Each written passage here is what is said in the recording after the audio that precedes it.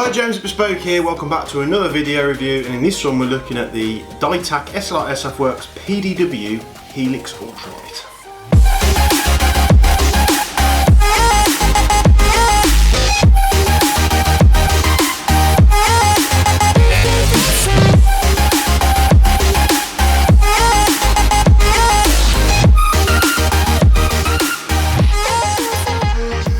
Yeah, I probably messed up that name a little bit there, but we're looking at the B15 Helix Ultralight PDW rifle Type A. So, it's another rifle from DYTAC, but it's not another AK, this is an M4 style platform. First thing you'll notice from this compared to the AK platform, because we've got to compare them coming from the same brand, is the boxes are different. Although you've got a very similar brown box top, you open it up and you've actually got polystyrene insert. Not as nice as the AKs, if I'm honest. I like that foam inlay in the box. I know I'm talking about boxes now, but just in terms of these things being shipped, polystyrene is very rigid, and if these were to fall, like say if they were falling off a pallet or something like that, polystyrene is known to break, and it could of course pass on that impact force to the rifle itself. Now these are full metal guns, so they're probably going to be okay. But like I say, it's got to be mentioned. In the box here, we have the PDW B15 Ultralight PDW, so we've got that there. Set that to one side.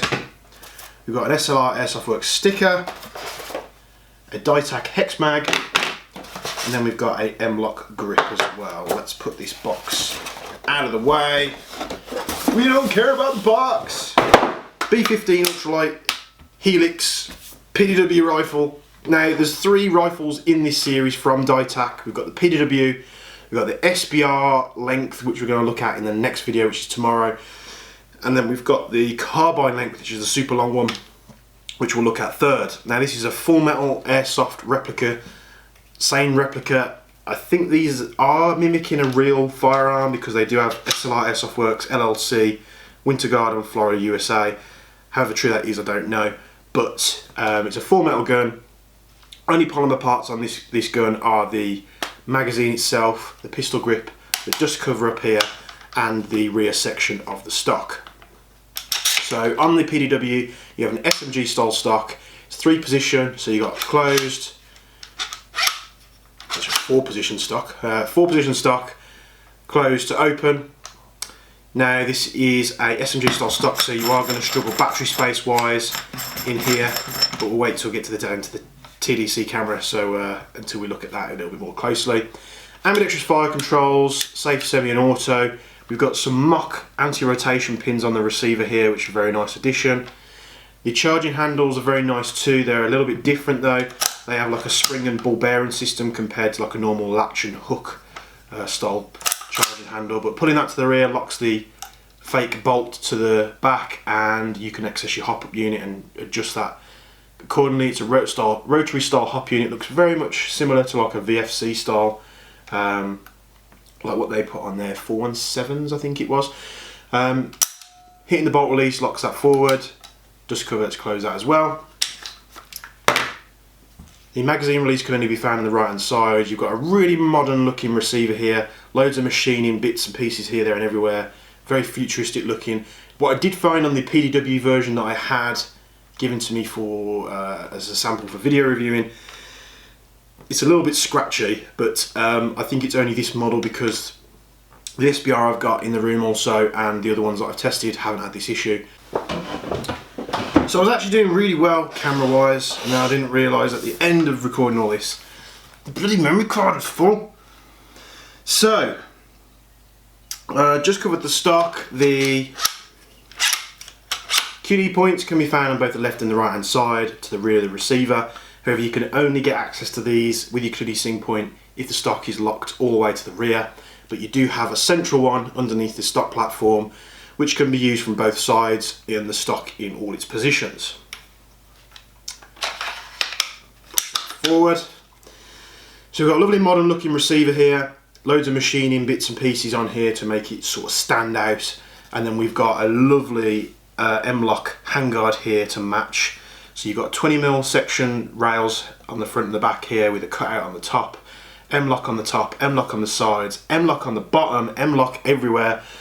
QD points, one on the rear and one on the front on both sides, and this very modern, futuristic looking compensator here, which is finished in this really nice sort of gunmetal grey colour. Very nice feature. So with the handguard, it's extremely lightweight because they've cut all this unnecessary material out of the way. You've got M-lock all the way around. You've got this grip that they give you in the box that you can fit if you want to. It's nice they've included that, but for myself, this isn't the most comfortable grip out there, and for the way I hold a rifle, it really doesn't suit me. But with all the M-lock on there, you can put on whatever you like. So getting this set up to how I would run it, let's probably go about there. Yeah, that sounds about good. If you do want to do a sort of thumb over bore style hold, you can do, because you've got this cut out section in the rail. You have no iron sights with this in the box, which is a bit of a downside, because you've got nothing to aim this thing with if you haven't got like a red dot on to put on there straight away, or like an optic. But it's very comfy to hold. I actually prefer holding the handguard than to having a grip here, because it's really nice, lightweight, nimble, easy to point, and like I keep saying, very, very comfortable indeed. Obviously with this thing fully retracted as well, it's super small and dinky. Going around CQB, getting around tight corners isn't going to be an issue whatsoever. Obviously you're going to be really hunkered down behind the stock, but because this thing doesn't recoil or anything like that, you're going to be fine. Just get a nice red dot on there, I think, and you'll be good to go. So let's get a look at this on the top-down camera. Let's view this thing in a little bit more closer detail, and then we'll get to the chrono and the accuracy test. So we'll be back on camera in just a moment. So here we have the SLR Airsoftworks B15 Helix Ultralight PDW rifle, brought to us by DYTAC. It is a full metal rifle. The only plastic parts are the grip, the magazine, and this part on the stock here. The fire selector on these is ambidextrous, so it can be operated from both sides. You've got a locking charging handle here, so you can access your hop nice and easy. Then you've got the bolt release on the opposite side. Your cover there is polymer also. You've got a very unique modern look to these. Nice trades throughout. You've got SLR, Rifleworks, LLC, Winter Garden, Florida, I think that says. There we go. DYTAC trades on the motor here. And they're using these weird motors like Classic Army are doing now. It's not actually screwed in at the bottom. You have basically this little hinged plate here. Once the hinge plate comes out the way, there's like a caddy system that sort of sits on the motor, the bottom of the motor, and that is just sort of sits there, holds it all centre, and it's just this hinged piece that you can sort of pinch, and it locks into the grip there that holds all that in place, and then your motor adjustment there on the bottom. Very weird design. I've voiced this in many videos before. I think I'd rather have something that was screwed in, just because the last thing you want on a game day is hitting this in some certain way and then your motor and all the components start falling out the bottom. So, however, if you have got a dodgy motor connector and it's popped off the motor, this does enable you to check it much more easily. Got to cut out the trigger guard there. I'm not too sure what that's for. Probably part of the design. Nice flat trigger.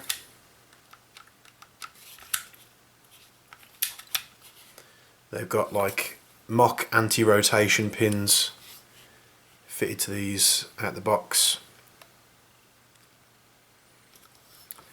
and then we've got this lovely 20mm rail on the top here,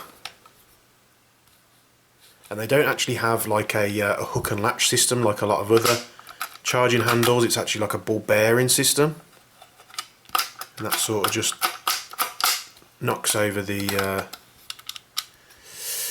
receiver there. So nice cuts in the receiver, nice machining slots here, makes it look very unique and modern. The stock system on this is like an SMG style stock, and this one sounds a little bit scratchy, but you know, you've got press the lever in there and then you can pull it out to 2 and 3. battery is housed in here. So you are sort of limited to small 7.4 and 11.1 lipos, but it's not a problem if you've got a few of them. Probably just switch this over to like a smaller connector, like a mini Dean's or something, so you've got a bit more space. Nice silicone wiring in there, very cool. You can actually take the stocks out the back of these and you can quick change the spring without having to pull the gearbox out like the AKs. Put that on here, nice machined piece. And the stock's not bad, it's well made. On this PDW that I've had, let me just get this back on here. It's scratchy got on the return. You've also got two tabs under here, so you can pull them both and then the stock will come off the back. It's also got a bit of flex in it as well. Of course, this isn't as apparent when the stock's pushed in further forward. It's not as bad. But you'll see there's loads of QD points on this. Now, to get to the ones on the receiver, you're going to have the stock fully extended, but you've got one on the left and one on the right. But then you've also got a main one under the stock, so it doesn't matter. Sorry, that noise is horrendous. So even with the stock down, you're probably better using that one because you can then switch to left and right-handed firing positions if you need to. That lovely paper CE sticker that we hated in the last few videos. And then moving to the front, we've got this lovely M-LOK handguard. QD points 1, 2, 3, 4. They're giving you loads of adjustment there to really put your sling wherever you want to on these. You've got a nice slotted section on the top here for those of you that hold the rifle over hand over bore like that. It's very, very comfy indeed. And you've got these 20mm rail sections. This doesn't come with any iron sights out the box, so that's a bit of a negative, but you know, most people tend to put red dot sights or optics on there anyway. It just would have been nice to have some like low profile iron sights, so if you haven't got an optic straight out the box, you can, you know, sort of dial it in a little bit more easy than just looking over the top of the rail, because that doesn't work well. But nice solid construction here. The rail doesn't flex at all. Got the SLR markings on the rail there. Some nice machine cuts for grip, and then all your lovely. The last time I saw like big ported on handguard like this, it was with the Strikes. Was it not Strike? Madball did one. I can't remember what it was called. I actually had one on one of my PTWs. It was a really wide rail and it had big slots like this. It was very nice, made it very light. I'll remember that once I turn the camera off. Spike Tactical, that's what it was called. And you got M-LOK slots on the bottom here. You got this lovely compensator on here. You got SLR on the bottom there. And it's lovely, well machined. You can just about see the inner barrel in there. Very nice and modern looking. They also in the box give you a grip. This is an M-LOK style grip. It's a nice little addition that they give you. 3mm Allen key you'll need to fit this to the M-LOK. You can fit it both canted back and canted forward. It's a nice little addition they've thrown in the box with these models, but look how wide it is. It's not the most comfortable thing to hold unless you hold it in a very certain way where your arm would be right chicken winging out. You know, it's a little bit too weird of a dimension to hold on to and think, oh, that's comfortable. It's nice to put it in the box, fit it to the rifle, gives you a better grip on the rifle as well, but and you can also, like I say, cant it forward like an AMD 65 if you really want to. And then also in the box they're giving you the DYTAC Hex Mag. Very nice magazines, nicely made. You know, nice and solid, bright orange follow on there, which we like. And when you're inserting these into the rifle, there's like no flex whatsoever. It's nice and rigid in there. So let's get to chronoing this thing. 0.2 gram BBs, 11.1 LiPo like I use in all the AEG tests, and then we'll see how it does on the 10 meter accuracy test.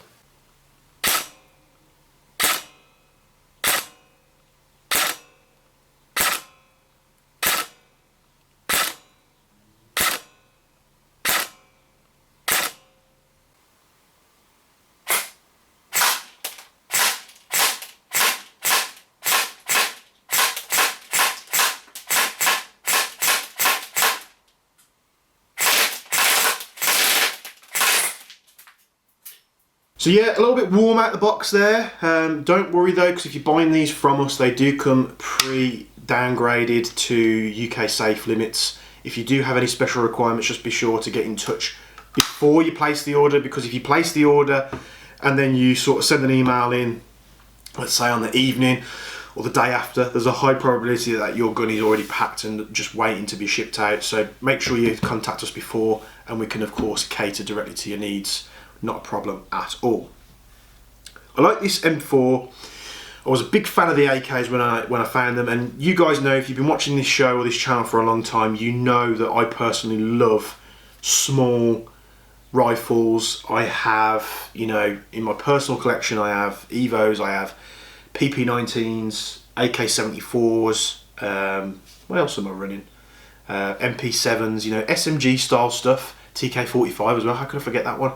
So I'm liking a lot of short barreled rifles at the moment, if you could call it that, and this is very much up my street, just like the Krink, the AK.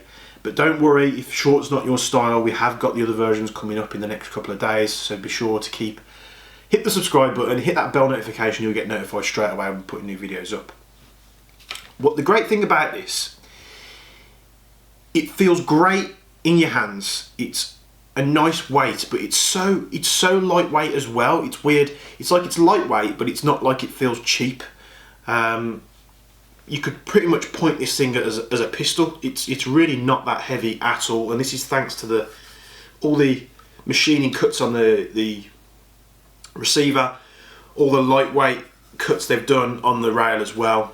It is really nimble and easy to use. You know, getting this in and out of CQB environments, close quarters. It's so pointable. Even with the longer models, it's really nice and nimble and agile. If you want to keep your sort of loadout lightweight and high speed, this might be the thing for you, because it is an absolute joy to hold and shoot. Cons out the box, yes, I'm going to be doing this now just so you can get an overview at the end of the video. Pros, lightweight, high quality. Even though it is lightweight, it doesn't feel cheap, it actually feels quite expensive, and these aren't that expensive whatsoever.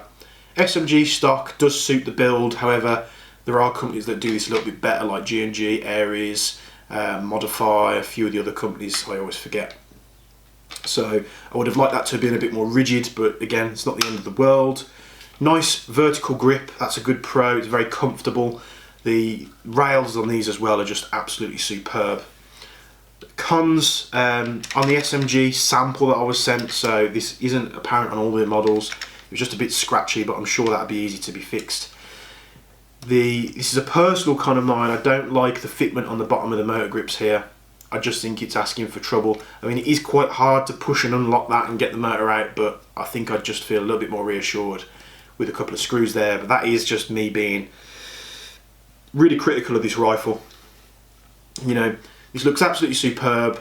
They've got the license to put the SLR Rifleworks bits and pieces on there, which is nice. You've got all CAL and multi S serial numbers, mod, SLR B15 and all that malarkey. They're giving you a great magazine out the box. These magazines have been around for a while now, and they're nice and rigid and they don't go anywhere. This, in my opinion, is more of a con than a pro, because I'm just not going to use it. But if this does suit your hand style, this is a great pro because it comes free in the box. Well, it comes included in the box, not saying it's free, and it's a nice feature to have. Hope you've enjoyed this PDW Ultralight Helix B15 from DYTAC. We'll be looking at the other couple of models over the next day or two, so please stay tuned for that. Hope you've enjoyed this. Very cool, modern, lightweight but high quality rifle here, and stay tuned, we've got more DYTAC stuff coming up as well as some exciting stuff coming up next week. So thank you very much for your support over these over the series. We're now into the 30s, I think, in the episodes, so thanks for sticking around if you have done. Of course, it means a lot to myself personally, in putting these videos out and realising someone's actually watching them. So thank you very much for tuning in again. We'll see you tomorrow when we've got the SBR to look at, and have a nice day.